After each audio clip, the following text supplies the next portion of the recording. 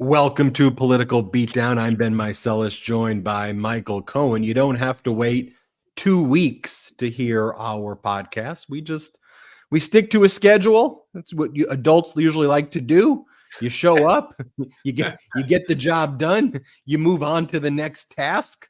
You honestly and transparently let the audience know what you're doing.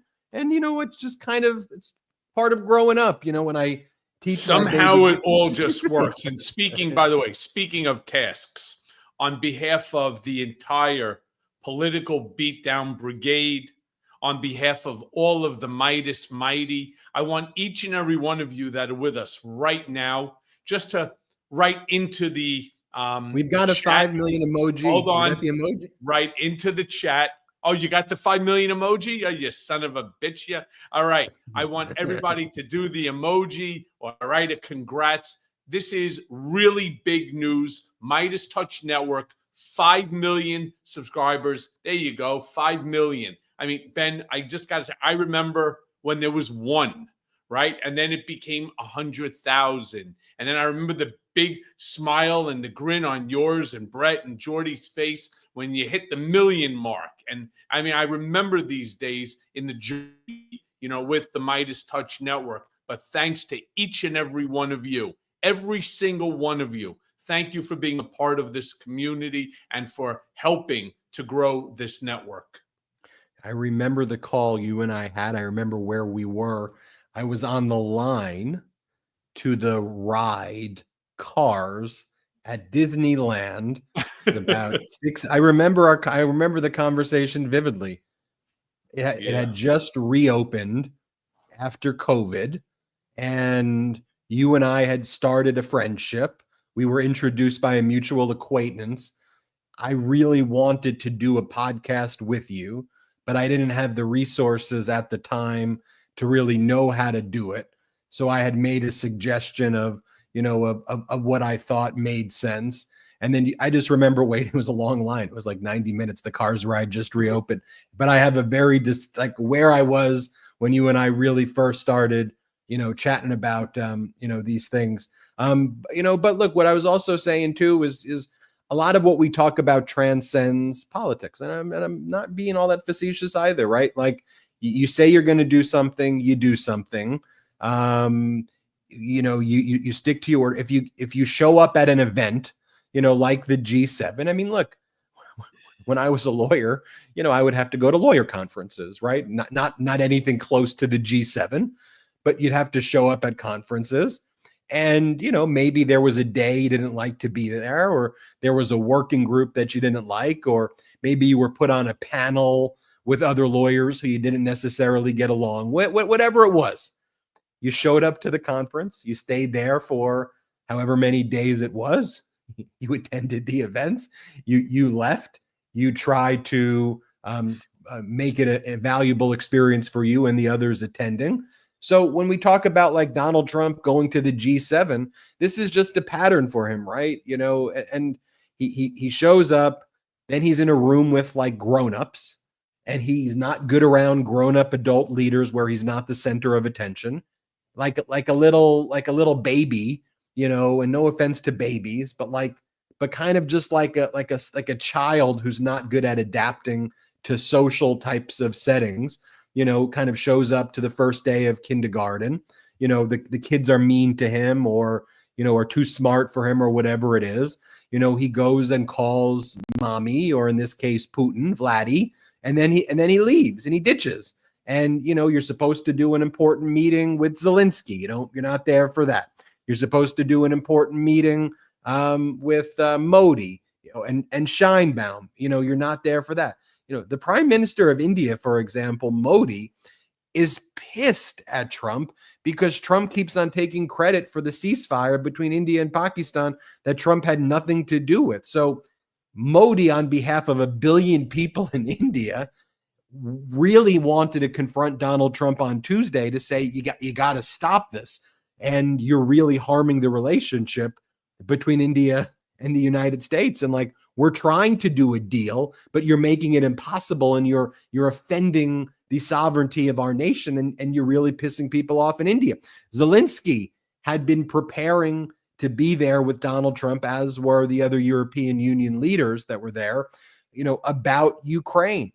While all of this stuff is going on right now in the Middle East, what's happening in Ukraine is Vladimir Putin has escalated things, and Iranian Shahid drones are killing innocent Ukrainians every single day. Putin's escalated things in Ukraine, and Putin's taking advantage of people not looking at that region as closely because people are focused on the Middle East to escalate things. And Donald Trump's not there for that. And now what do we hear, Cohen?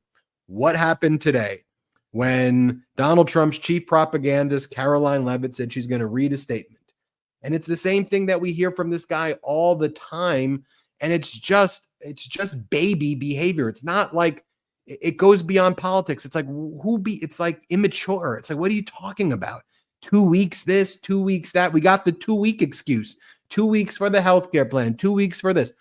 Like, and I'll show everybody here. Like, here's a clip of Donald Trump saying that he would have a solve for Ukraine and Russia in 2 weeks. Here are all the different times that Donald Trump has said that over the past 45 days after promising that he was going to bring peace to Ukraine in 24 hours after taking office. Here, play this. You trust President Putin? In about 2 weeks. Is Ukraine doing enough to get this peace? I'd rather tell you in about 2 weeks from now. You keep saying 2 weeks about President Putin. What is 2 weeks? Give us, what is the actual date? What is the timeline? 2 weeks or less, and if it's a little more at the time, I say, but, they're losing a lot of people.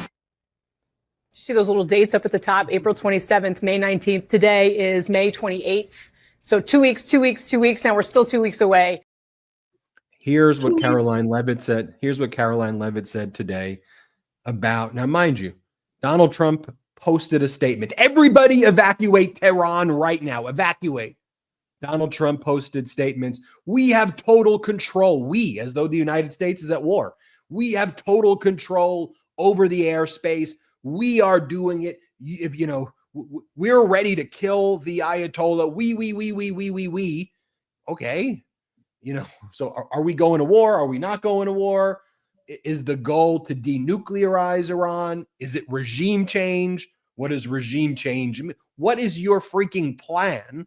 Here's what we learned from Caroline. Right? Shouldn't there be at least a strategy that, as I wrote in my Substack today, shouldn't there be a strategy that you sit down in a room like a bunch of adults with members of Congress, with lawmakers, with military, with your allies? You sit down and you discuss out a strategy. We are talking about nuclear.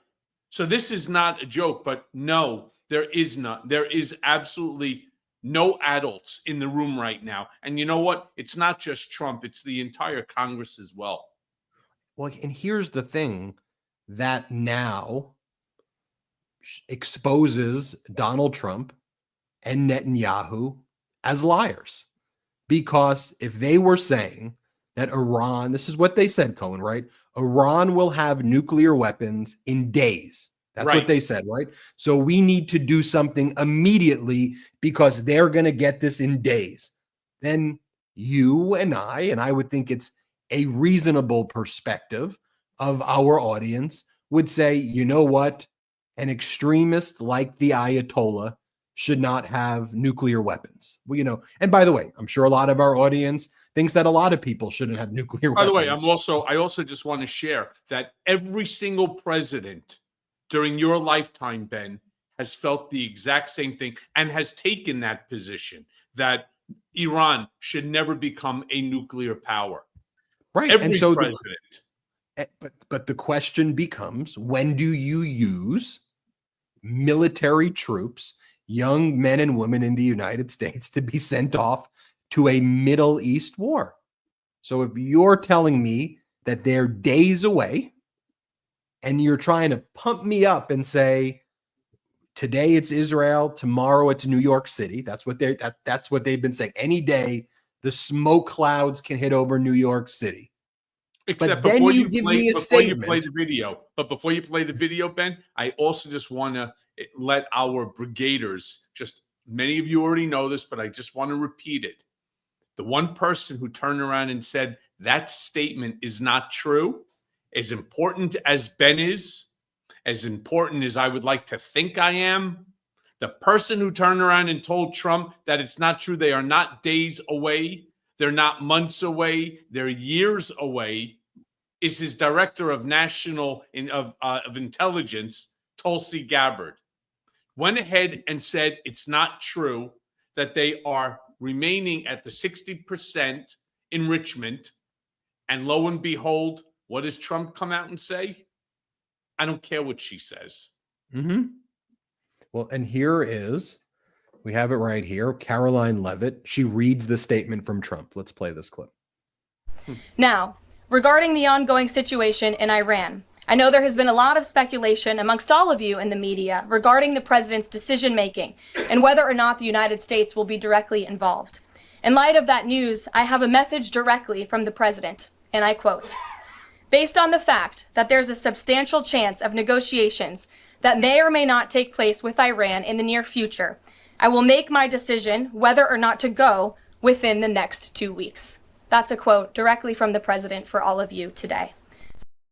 So they've said that we need to go to war with Iran because they're trying to assassinate Donald Trump. That was one of the things.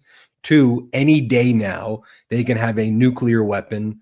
And if you buy what they're selling, which I don't, that any day now, they have a nuclear weapon that they're going to use on Israel and then use on the United States. And it's going to happen to New York. Now, do I think that if they get a nuclear weapon, do I think that they would potentially want to utilize it? Can I see that happening? Do I think that poses a risk? Absolutely. But that's not the question that we're asking. The question that we're asking is, what do American troops doing in this situation? What is our foreign policy here? Are we having a foreign policy with our G7 allies, or are we no longer treating them as allies? Is it just Trump and Netanyahu going it alone? And now they're giving us clearly bad data. And so we, the people, have a right to say, we don't trust anything you're saying. It seems like it's all a bunch of bullshit. We all need to take a step back and do what I had said. You need an intermediary, somebody that can bring Republicans and Democrats together, that can bring the president into a room so that all the information gets laid out for all to see. The information has to be verified because, Ben, you're spot on, brother. They're turning around and they're saying that based upon, and we're speculating right now, that the information came from Netanyahu, from Israeli intelligence, or are they basically playing Trump to get him involved within which to basically put an end to the Ayatollah, to take him out, to assassinate him? But before you go ahead and you do that, you do need to validate the information. We do not need another a George Bush weapon of mass destruction bunch of bullshit. We don't need that right now. I don't need it. You don't need it. None of us need it. The world doesn't need it. So instead of turning around and sitting down like a bunch of adults in a room, having the conversation, because the declaration of war is supposed to come from Congress, not from an executive order. But these folks can't say yes or no because they have no freaking clue what the hell is going on. In fact, the entire Democratic coalition, the entire party, has not been briefed on any of this Iran situation at all. Trump has kept it. This administration has kept it away from the entire Democratic Party, the entire coalition in the House and the Senate. This does not make any sense. This is too serious to play these political games. And it's scary. Let me just leave it at that. We're not getting, all across the board, we're not getting accurate data about what's going on. If you listen to what cable news is saying, they would have you believe the Ayatollah is about to surrender any moment now, that every single person surrounding the Ayatollah has been killed, that all of Iran's weapons have been decimated, and that they are just begging, please, please, please. Now, if you actually read the statements of the Ayatollah publicly, they're actually very, very different. And by the way, Trump says, the Ayatollah would love to come to the White House, begging to be here at the White House. And then the Ayatollah, through a representative, puts out a statement. We never said that. We don't want to be there, and absolutely never going to the White House. And it's just like, now I have to think as an American. Again, this is like the conversation that we had before. Do I believe the Ayatollah more than Donald Trump over the Ayatollah saying he wants to go to the White House? Because we know that Donald Trump lied about Xi Jinping wanting to go to the White House. And Xi Jinping had to put a statement saying, I never said that. I've never had a call with Donald Trump. Donald Trump is absolutely lying about that. We know that Donald Trump makes up fake conversations with people that have never happened. And when I'll show you in a little bit, as I talked about at the outset, what pisses Modi off and what's pissing India off is that Donald Trump is taking credit for mediating the India-Pakistan dispute, which he had no role in. And we also know that Donald Trump lied and claimed that he was the one responsible for the initial attacks on Iran that were conducted by Israel, because Donald Trump was watching Fox News and saw that it was perceived to be successful in decapitating or killing a lot of Iranian generals. So Trump wanted to feel like a tough guy. So he said, look, it was me who did it. It was I who did it. But then, Cohen, we see the footage of what happened in Tel Aviv and what happened in South Israel. And they were hit pretty hard by Iran over the past 24 hours. I mean, I wasn't, some, catastrophic thing. Right. We have to really make that distinction, because the Iron Dome has been this sort of this fairy tale that whatever comes into Israeli airspace will be taken down. Now, remember that, Iran is sending up 100+ missiles a day. I think ballistic missiles, right? 7, I believe, have actually gotten through, which is unprecedented in Israel's history. Well, that's because they're now operating with 2 very different types of missiles. Simultaneously, Israel is returning fire, and they have already hit and destroyed over 1,100 targets. The point that I'm trying to make is that this doesn't benefit either side. And yes, I agree that the Ayatollah should come up with a deal. But what does a deal like that look like?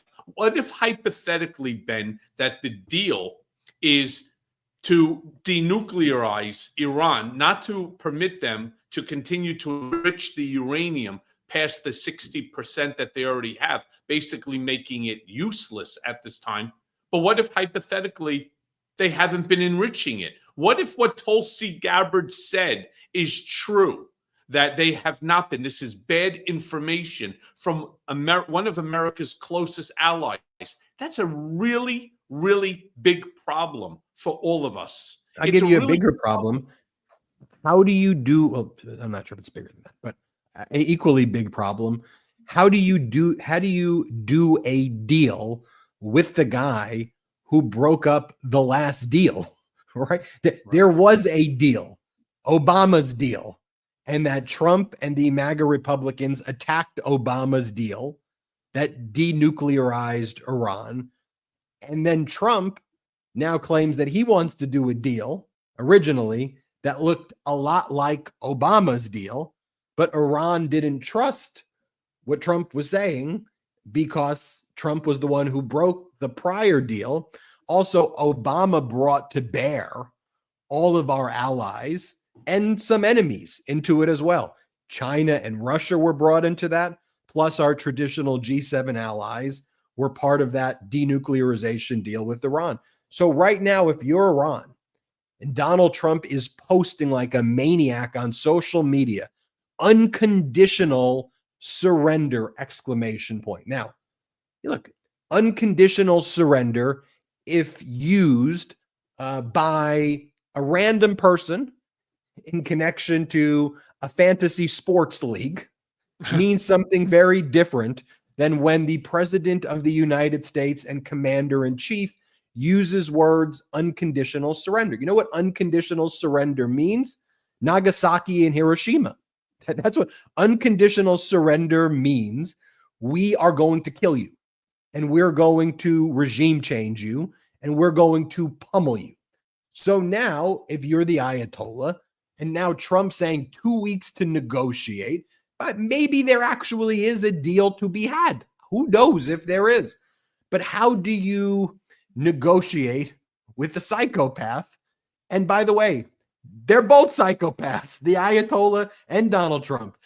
How do they do a deal? You know, when it comes to this group of people, Ben, we have to always, and I say this often, it's one of the reasons I'm so thankful that you and I started this thing several years back, because you have to understand the nature of the individual. So there has to be something there. This isn't just him bolstering and making these sort of random comments. There's always something down the road that's in his mind. Now, whether it comes to fruition or not is another story. But Ben, I want to throw a potential hypothetical at you. Iran is backed by Russia. All right?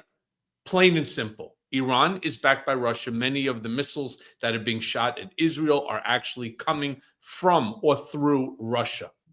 Okay. What if hypothetically the deal that's going to be made is Iran agrees to completely denuclearize, that they're going to allow the Independent Energy Agency to go in and to validate. They'll be given full and total access. In exchange, the United States will lift sanctions on Iran, that Iran will become part of a larger global economic power, especially with their oil and so on. You say, okay, what's in it more and so on? It doesn't stop there. No, because you're going to need Russia within which to convince the Ayatollah to do it. And how do you do that?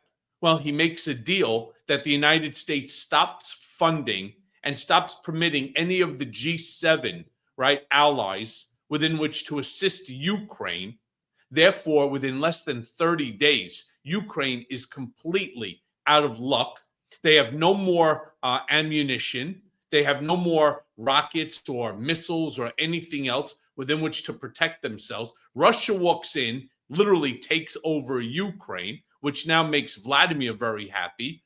Israel is now thankful to the United States and to President Trump for creating this deal. Ultimately, you know, no more rockets, no more this, no more that. And this becomes a major, major win, at least the way that they're going to try to spin it. But what do you end up having? You end up really, the big winner here is going to be Russia. Donald Trump can't even make a deal with Canada. Donald Trump can't make a deal with India. Donald Trump can't make a deal with Mexico. Donald Trump can't make a deal with Japan, right? Donald Trump can't make a deal even with allies who we had deals with before. So if he can't make deals with them, and it's the same thing, 2 weeks, 30 days, 90 days, 30 days, 20 days, you know, when I used to have to wake up for school super early in elementary school, I think the first bell was like 7:12. It was always like a weird number. I would go 5 more minutes, mom, 5 more minutes, you know, and she'll go, Ben, you got to get up. You got to take a shower. School's starting. I need 5 more minutes. His whole thing, he's exposed, whether you call it taco, Trump always chickens, whatever you want to call the 2-weeker, whatever it is, it's clear that he wants to do nothing. Then what he tries to do is see if a problem resolves itself in some way. And then he tries to associate himself with the winning side of what happens and then take credit for what the winning side did. And he just sits back and does nothing. And, you know, by the way, you go look at what he did with COVID or what he didn't do. Like a miracle, it's all going to go away. It's not going to hit our shores. In 2 weeks, it'll be gone. Don't worry about it. Just ignore it. Just pretend that these things don't exist. But that's not the way life works. And again, what I tell you is this is not Ben a Democrat, a Republican, an independent. This is not Ben a political anything.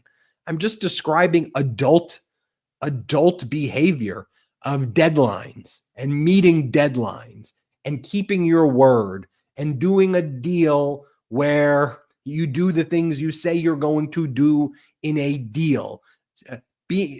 Taking responsibility and accountability. Here, like from this disastrous press conference from Caroline Leavitt, she's asked by a reporter, we've heard the 2 weeks with Russia and Ukraine and other things. So why do you think it's real now? And what do you think her pivot is? Her pivot is to say, Biden did it. It's Biden's fault. Biden. And when you watch her speak, pay close attention to Caroline Leavitt, because she looks to me, as I watch her body language, she looks to me like she's cracking a little bit. Watch her closely in this clip. Here, play it. There's still a substantial chance, is my question. I'm not going to get into the reasoning and the rationale. The president believes that, but that's his position, and he will make a decision within the next 2 weeks. Caroline. Sure. Thanks, Caroline. President Trump has said previously in regard to Russia, he's used this phrase about 2 weeks several times in terms of we expect like a 2-week deadline and then you give another 2-week deadline. How can we be sure that he's going to stick to this one on making a decision on Iran? Well, in those deadlines, as you've seen in respect to Russia, Ukraine, might I add, these are two very different, complicated global conflicts, as you know, that the president inherited from our previous incompetent president in the weakness of the previous administration. And the president has spent a tremendous amount of time and effort cleaning up these crises that were caused by the last administration's just complete dereliction of duty on the world stage and American weakness. Now we have American strength again. With respect to Russia and Ukraine, because of that American strength and the president's leadership, we have seen these two sides engage in direct negotiations. And the last time the president said 2 weeks, you saw Russia and Ukraine have direct negotiations for the first time in years. And so the president is always interested in a diplomatic solution to the problems and the global conflicts in this world. Again, he is a peacemaker in chief. He is the peace through strength president. And so if there's a chance for diplomacy, the president's always going to grab it. But he's not afraid to use strength as well, I will add. Francesca. And the Oscar goes to? I was going to say, we used to have something called Mock United Nations where I grew up, and it was Metropolitan Mock United Nations, and you would role play, right? And when I see her up there, it reminds me of the student in high school reading from a script, representing the country in a kind of Met-Monk dispute, completely divorced from the reality. I mean, she's saying that Donald Trump saying 2 weeks encouraged some sort of peace negotiations between Russia and Ukraine that never took place. And then she goes and attacks former President Biden. The hard part, Cohen, though, and I mean it, telling the truth requires you to exercise logic, to speak thoughtfully, to gather facts, and to have actual data and have maturity, knowing that if you are a liar, you can be held accountable for that and lose your job or lose your position or lose your reputation. So one of the disparities that a truth-telling community has versus vile, vicious, trash liars is that there's no accountability structure for what she just did right there. As soon as nobody calls her back out onto it. And anytime they ask her a question that she cannot answer because that would, let's just say, diminish the president's standing, she starts going on a completely different attack, does not answer, and then she moves on to the next person. She's very adept at doing that. But Ben, it's a reason why this network is exceeding all others. It's because here you only are going to get the truth. I mean, I don't understand. And shame on mainstream and cable news media If I'm asked, I don't give a shit who sends me the CNNs, MSNBCs, ABC, CBS, doesn't make a difference. Fox News, I don't give a shit. Even OAN and Newsmax, I don't care. If you ask me to go to sit in a room to be lied to for an hour or two, simply for what? So I could report on the lie? How about thank you, but no fucking thank you? I'm not interested in being a part of the promotion of these lies. And they are lies. And there has to come a point where somebody stands up and says, all right, stop. Like if it was me, I'd get up and I say, all right, bullshit Barbie, enough. The question that I asked you was not, what the 2 weeks means. We all know it's 14 days. What is in store for us over the course of the next 2 weeks? Has nothing to do with Joe Biden. Right now, today, June 19th, where are we going to be on July 1st? Can you answer that question? But nobody does that. They don't call her out. And she turns around, she goes, okay, Joe, what your question? She does that because she doesn't want follow-up questions. And yes, Cheyenne, facts matter. And that's what you get here. And it's why I don't understand why anybody shows up to this. It is a fraud. Imagine if nobody showed up. Just imagine for a second, Ben, if nobody showed up, right? All they want is airtime. All they want is to be talking about Trump. It's what he wants. It's what she wants. It's what this MAGA group wants. Trump, Trump, Trump, Trump, Trump. By the way, most people aren't talking about Russia and Ukraine. They're certainly not talking about India, Pakistan. We're not even talking about the 53 hostages that still remain in Gaza. We're not talking about any of that because they flood us with this tidal wave of misinformation, disinformation, malinformation, and it comes at such a furious pace that nobody can keep up. Media is like, oh my God, what do I do next? What do I do next? Saturday Night Live is the only ones that are enjoying this because they don't even have to do any work. They just turn around, they take word for word what's being said at the podium, and they have a full hour show. I mean, why anybody shows up, I just truly don't get it. And to your point, we're not talking about either, and we should be talking more about the tens and thousands of kids and women and people who are not Hamas, who are dying in Gaza. They can arrest all day long. That's their job.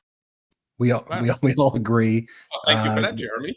Thank you for that, Jeremy. We all agree. Go after Hamas, but it is sickening to me to see kids and women and people who are not that getting killed, and that there's no empathy for that. I'm sorry. We're not even talking about domestic issues anymore, Ben. We're not talking about the loss of a woman's right for her own reproductive decision making. We're not even talking about the disappearances anymore. We're not talking about the First Amendment violation, the freedom to protest. We're not talking about any of this. All this 24/7 now, showing the same missiles hitting the same fucking buildings, on and on and on. I mean, look, it is bad. Don't get me wrong. But at the end of the day, 2 weeks ago, we had protests.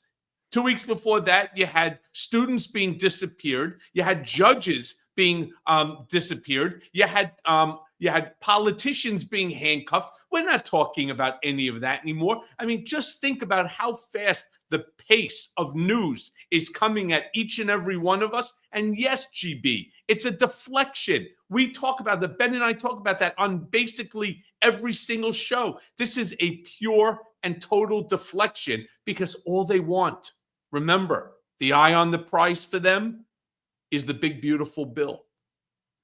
The disastrous bill that will rip away health care from 15 million Americans, take away food stamps, supplemental nutrition assistance program from millions of Americans, get rid of rental assistance and housing programs for millions of Americans, an attack on women's reproductive rights within the legislation. Will cut taxes, trillions of dollars for billionaires, add to the tax burden, especially when you factor in inflation for lower income and working class Americans. And then when you look at what they've done to this disastrous budget bill in the Senate, out of the Finance Committee, There is nothing in this budget bill about no tax on Social Security at all. Not even mentioned. No such thing as no tax on Social Security. Now, when you look at no tax on tips and when you look at no tax on overtime, the Senate has basically gutted in a way that while it still has language that looks like it, the exceptions swallow the no tax aspect. And when you add the burdens that will be added on people who are dependent on tips, they're going to have their entire lives destroyed to the extent they can declare any type of deduction capped. It has been basically gutted to the point where it's non-existent at all. And to think about and hearing the gaslighting from all of the corporate news about Biden, price of eggs, groceries. That was the biggest issue under Biden that we heard about all the time. Your groceries are more expensive. The prices are going up. While Biden was reducing inflation to the Fed target of 2%, which was resulting in interest rate cuts, and had things just been put on autopilot and Donald Trump did nothing, we'd probably have somewhere in the range of 3.5% to 4% GDP growth. And now the Fed is basically saying we'll be lucky if we hit about 1.6% GDP growth, and inflation will be going up to about 3% at least, while Donald Trump attacks the chairman of the Federal Reserve. We got to take a quick break. I want to remind everybody, subscribe to Michael Cohen's YouTube channel at The Michael Cohen Show. Let's get Cohen 1 million subscribers there. Subscribe on audio to the Mea Culpa audio podcast, wherever you listen to audio podcasts. And next week, I'll be available for Patreon, patreon.com/political beatdown. Some of your recommendations, Cohen, some of the medication I've been taking and an injection that I got by the spine. My back's doing a little bit better. And I think I'll be in at least shape to sit down. Fortunately for you, you got 5 million people that are there to prop you up, my brother. Good 5 million energy. When we come back, we'll hear from Cohen, who he gives his 2-finger salute to, although I think it'll be bullshit Barbie, but we'll see. She gets it too often. We're going to need somebody else there. And I know who it's going to be. ICE is currently at Dodger Stadium. The Dodgers would not let ICE conduct raids at the baseball game, but ICE targeting the Los Angeles Dodgers to go after Dodgers fans as part of its war on blue cities that Donald Trump was bragging about at the G7. We'll talk about that and more. Oh, and I got to show everybody this clip from the India foreign minister just laying into Donald Trump. I want to start with that one when we get back, because that's not getting attention anywhere other than here on the Midas Touch Network. Let's take a quick break. All right. So picture this. I'm on my way out the door, trying to look halfway respectable for a meeting, and boom. Marlo, you've heard Marlo, my neighbor's cat, sprawled across the hallway like he pays rent. Cute little furball, right? Wrong, because 5 minutes later, I'm sneezing like I just walked through a field of ragweed in a wind tunnel. I mean, I don't even own a cat, and I'm still dealing with cat allergens. The whole thing is just totally unreal. This episode of Political Beatdown is brought to you by Pacgen. Now, if you've got a cat, or in my case, a neighbor's cat who thinks he's mine, you don't have to surrender your sinuses to the feline overlords. You see, almost 20% of people suffer from cat allergens, and 3 in 4, they're not thrilled with the so-called solutions that are out there. That's where Pacgen steps in. Pacgen's cat allergen neutralizing spray, it's like sending a tactical team into your living room. And it doesn't mess with your immune system. It goes straight after the actual allergens in your home, and it breaks them down with no pills, no shots, no voodoo, just science. You see, it turns out that the problem isn't the fur. It's the saliva. Cats groom like it's their job. And FeLD1, that's the protein behind most cat allergens. It's all over their adorable faces. Now, Pacgen's patent-pending whisker block protein, it binds and it neutralizes these FeLD1. No harsh chemicals, no side effects. I literally sprayed some around last week before my buddy who dropped by. And he's one of those that I'll die if I breathe near a cat type. And for literally the first time, no red eyes, no wheezing, just him wondering if Marlo had moved out of the building. It's effective, safe, and made for people who love their pets or their neighbors' pets, but not the sneezing fits. Got a dog? Dust allergies? Packagin's got sprays for that too. I love that they're not trying to trick your immune system. They're just handling the source of the problem. Smart, simple, and safe for both people and pets. Your pets aren't just pets. They're family, right? So get the relief you need with Packagin. Head right now to packagin.com/beat for an extra 25% off your order and an exclusive gift for our listeners at checkout. That's PACAGEN.com/beat for an extra 25% off your order and an exclusive gift. One last time, Packagin, PACAGEN.com/beat for an extra 25% off and a gift auto apply to checkout. Because listen, if I can live peacefully with Marlo, you can live peacefully with your pets too. Love your ad reads. I mean, look, I Some think people that like them. They think they're kind of funny. You know, I wonder if we can. I'll be your agent. I'll have you do ad reads for the companies for other podcasts. So like it could be a podcast just about like lifestyle or like a tennis podcast or a sports podcast. And then you just pop up and do the ad read. And they're like, is that Michael Cohen doing an ad read? Like, yeah, that's exactly who it is. Jimmy Kimmel actually turned around and said that he goes that I have a very, and he described it exactly this way, a very Schwarzenegger-esque way about my speech. He goes, it's very identifiable. In another universe, you're out there as a voice actor for movies, and I want to be in the next issue of Sausage Party. I would like to have a lot of fun being a voice in that. You got to elaborate on that reference. What's the sausage?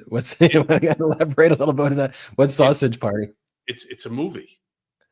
Which one? Like the animated movie with like the hot dog was talking to the Seth Rogen. That's an obscure. You think everybody knows Sausage Party? Yes, everybody knows the movie Sausage Party.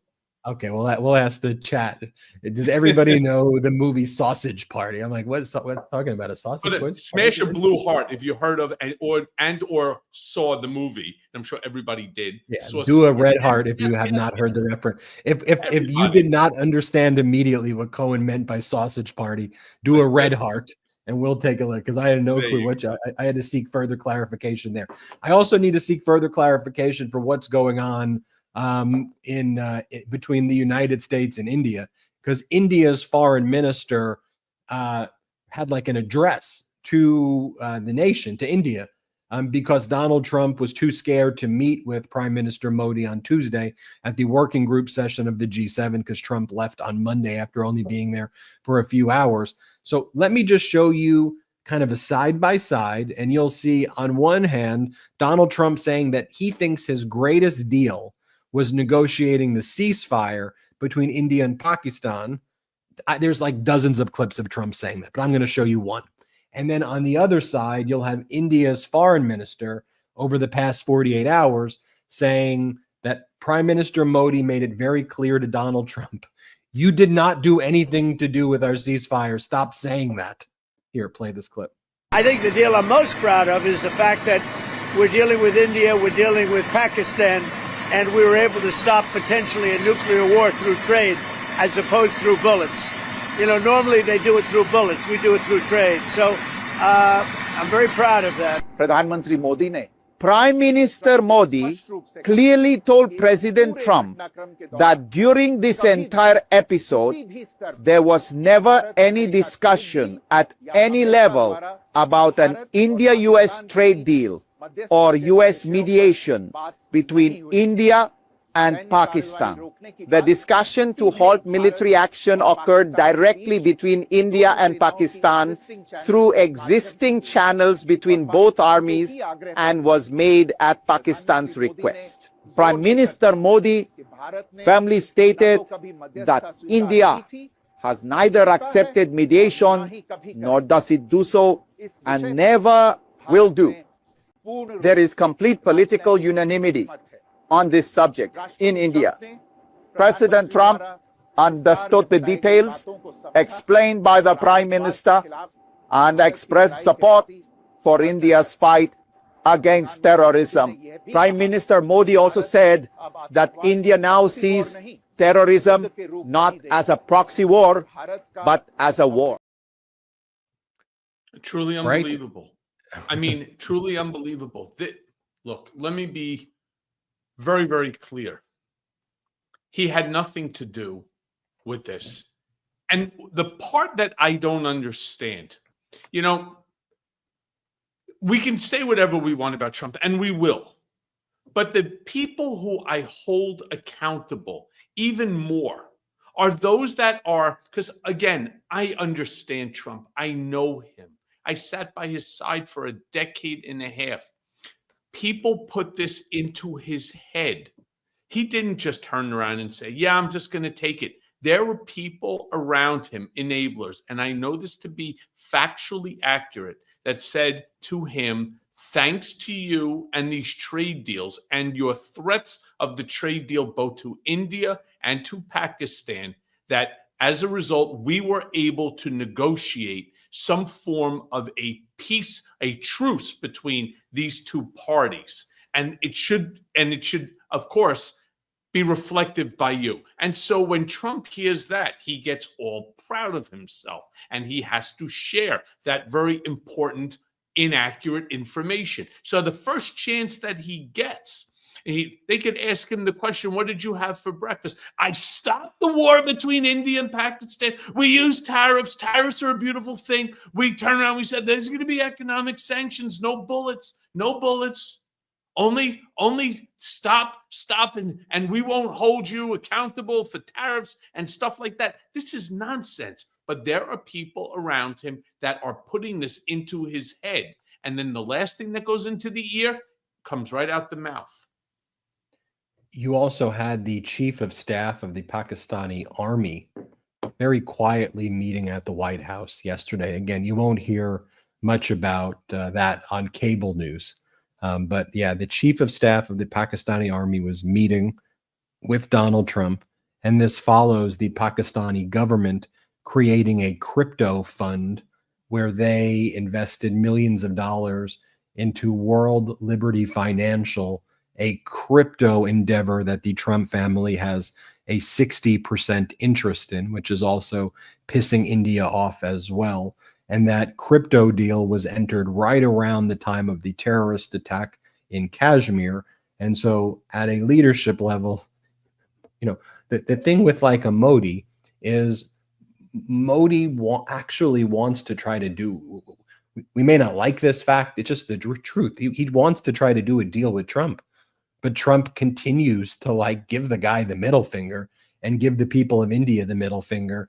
And India, with 1 billion people, I would say a microcosm, but its size is a macrocosm of just Trump goes around to every country, offending everybody, like in every way, and showing complete weakness. Here's something that you're not going to hear on cable news.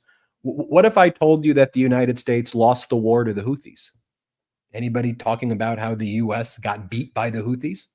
No, because you probably heard the propaganda that America won and that things are great. Well, if America won and beat the Houthis, what was the goal of the operation? Wasn't it that American commercial vessels can traverse the Red Sea? Isn't that the whole point of why there was a military operation? Are our commercial vessels currently able to go through the Red Sea, or are the Houthis basically still threatening the area such that not a single commercial ship has been able to utilize the Red Sea? Yeah, not a single commercial ship. You want to know what really happened in the Red Sea? You want to know the truth that you're not hearing on cable news?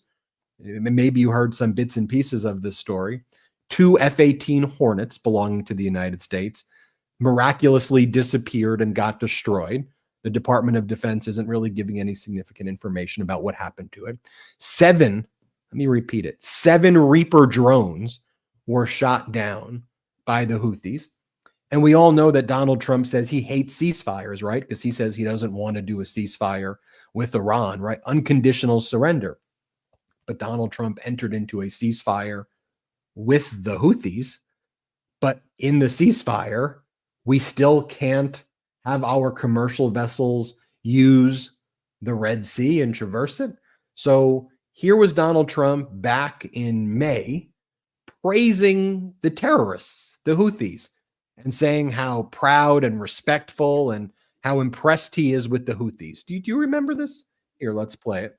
Take a look. But, we had really a very good, as you know, we had a very good outcome with the Houthis, and we honor their word. I mean, they made a commitment, and we dealt with other countries that were close to them and their surrogates, and we honor all of their words. We'll see what happens, but I think, I believe that hopefully that's over with, and they'll leave the ships alone, just leave those ships alone.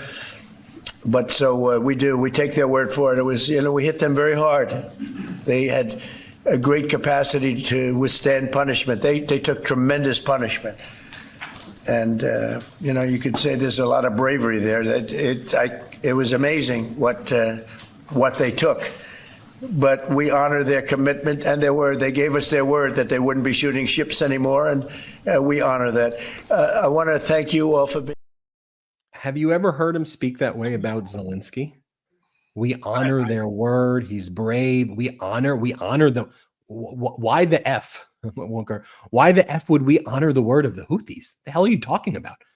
Could you imagine if Biden did a press conference and said, we honor the word? And could you imagine if Biden or anybody did any of this? Could you imagine if the Biden family, Hunter Biden, started a mobile phone company, if they were involved in Liberty Crypto, if they were involved in selling sneakers or guitars or Bibles? Could you imagine if Joe Biden dropped a bunch of papers onto the ground and didn't bend down to pick it up? They would turn around and say that he was unable to do that. I mean, imagine if Joe Biden, and of course we could put Trump into that same place, turns around and says the reason that India and Pakistan stopped the fighting between them is because Trump on his magical dragon, whose name is Toothless. You may remember Toothless from the show How to Train Your Dragon. He flew in on Toothless and he stood in front of Modi and he said, "You guys stop this or I'm going to sick my dragon on you." That's how ridiculous this entire conversation is debasing. I mean, I've never heard anything so ridiculous. How did he possibly, Ben, expect that India and Pakistan were going to ignore a lie that basically strips them of their ability to accept on behalf of their people some form of a truce to stop the war between them? It diminishes their position in their government. And while, of course, America's stronger, great, and America is supposed to be the beacon of democracy in the world, how do you turn around and believe that you as president of the United States somehow have become president of the world, that you could tell two different world leaders that they can or cannot do something? I mean, the whole thing is truly wackadoodle. We lost a war that nobody is talking about, a real war against the Houthis. You know who knows that we lost the war? Not Americans, because our cable news, the Houthis, the Ayatollah, Russia, Ukraine, our allies, they know that Trump just doesn't have it. He's weak. And I'll show you. So you saw press conference, Trump, I honor the Houthis. That was after 2 F-18s got shot down from the United States and 7 Reaper drones. So take a look at this past week, where a Democratic Congress member, veteran, Congress member Moulton, who I've had on the Midas Touch Network a number of times before, he cross-examines the defense secretary, former Fox host, Pete Hegseth, and says, okay, let's talk about the success that you say took place in the operation involving the Houthis? Because remember when the Signal chats were exposed, which by the way, no one talks about, where they leaked classified information to a reporter, and they were using Signal stuff to talk about the attacks on the Houthis. But then they were like, but it was a successful operation. Okay. Well, as of late June, mid to late June, are commercial vessels, are they able to access the Red Sea? Because that seems to be, if you're the big United States military and you said your operation against the Houthis was successful, success was determined based on commercial vessels being able to use the Red Sea. Let's play this clip. You talked about the success of the Houthi operation. About how much money did it cost? How much money did you spend on missiles shooting at the Houthis? Well, you'd have to compare that with what it costs. I'm just asking how much did it cost? Divert our shipping lanes around. I'm told it's several $100 million, maybe close to $1 billion. How many U.S. flagged commercial ships have transited the Red Sea since your so-called successful operation? Well, thankfully, unlike the previous administration, the answer is zero. Military vessels transit. No. I didn't ask about military vessels. I which asked would about be the commercial precursor vessels. for how many commercial vessels? Transit. It's been several weeks. How many commercial vessels, U.S. flagged, have transited Well, the Red would you, Mr. Congressman, put civilian ships? The questions are not to me, military Mr. Secretary. ships? They're to you. We have responsibly put military. The answer is zero. First. I reclaim my time. By the way, great question. It's amazing. Great question. Sorry. Two-finger salute. This is what we're getting all the time. These stupid hearings are worthless. It's as worthless as going to the press announcements. But you know what's so important? Do we have this other split screen before we go with Tulsi Gabbard and Donald Trump? Jeremy, do we have this one where Trump says that he's not going to listen to Gabbard because Gabbard said that Iran doesn't have nuclear weapons? Let's just play this clip. The IC continues to assess that Iran is not building a nuclear weapon, and Supreme Leader Khamenei has not authorized the nuclear weapons program that he suspended in 2003. How close do you personally think that they were to getting one? Because Tulsi Gabbard testified in March that the intelligence community said Iran wasn't building a nuclear weapon. I don't care what she said. I think they were very close to having it. I don't care what she said. So Cohen, I want you to give the two-finger salute, but I just want to again tell our audience, and there may be people who haven't seen this show before, what I just showed you was evidence, not politics. I showed you what they said in their own words. I walked you through what Trump says, what the Indian foreign minister says. I walked you through what Trump said about the Houthis and that our commercial vessels would be able to access the Red Sea. And then I showed you the reality that our commercial vessels can't, and that Donald Trump said that the Houthis are honorable people. I then showed you Tulsi Gabbard, Donald Trump's director of national intelligence, saying Iran does not have the capabilities anytime soon to have nuclear weapons. Then Donald Trump says, I don't care what she has to say. Well, that's your that's your DNI. She's literally your top person when it comes to your intelligence. Now, if you watch those clips and you go, Trump, I like that guy, Trump, well, you're stupid. You're a stupid person. You know how Donald Trump says that? You're stupid. You're a stupid person. Because what I showed you had nothing to do with politics.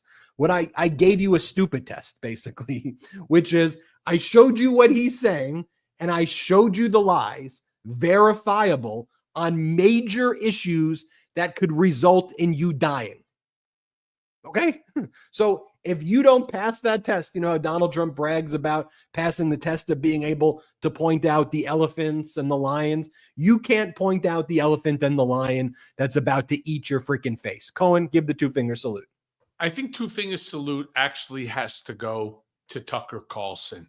As much as bullshit Barbie deserves it every single day. Tucker's a wild card. Yeah, I am. I'm going to have to do a last-minute debate. I may take Tucker's side. Go on. Yeah, so I have to give him the two-finger salute. Really? Simply because there's something just mentally wrong, with him. Ted Cruz actually should get one of the two-finger salutes for going on to a show like Tucker Carlson, completely unprepared, having basically no facts, but touting the same stupid administration message that we need to destroy Iran, that we need to do X, Y, and Z, and so on, without having any of the facts, without knowing any of the facts. See, that's the whole thing. They all feel that they're empowered to do and to say whatever they want. I just found that interview between the two of them was exactly the reason why our country right now is as fractured as it is. Why we don't have somebody who could bring all the sides together. You should not be out there in the press. You should not be out there taking an interview if you do not know the facts surrounding. Oh, and is your two finger to Ted Cruz or to Tucker? They each getting one of the two fingers for two very different reasons. Ted, you go first. Fucker Carlson, you get the second one. To both of you, two assholes in a barrel. There you have it. Each one gets one middle finger. Although I thought Tucker, on some of the points about only because you Iran, don't like Ted Cruz. I thought he made Ted Cruz look pretty stupid, on some of those points, though. But I'm all for giving Tucker a middle finger. I won't push back on you there. Everybody, make sure you subscribe to Cohen's YouTube channel at The Michael Cohen Show. Let's get that channel 1 million subscribers. Mea Culpa, wherever it's available on audio podcasts. Just search Mea Culpa. Make sure you subscribe. Cohen's got some great guests over at the Mea Culpa podcast. Our sponsors, the discount codes are in the description below. So support our sponsors. That helps support our show. Cohen's on Substack. And so is Midas Touch Network. Please subscribe to Midas Touch Network on Substack, right? Let's get 5 million over there too. Let's get on my Substack, the two of them. By the way, thank you to Midas Touch Network when they're constantly putting up as guest articles my posts. So thank you for that as well. You could find it on my Substack or on Midas Touch Networks as well. Thank you to them. And Substack, it's a good alternative, certainly, to TikTok.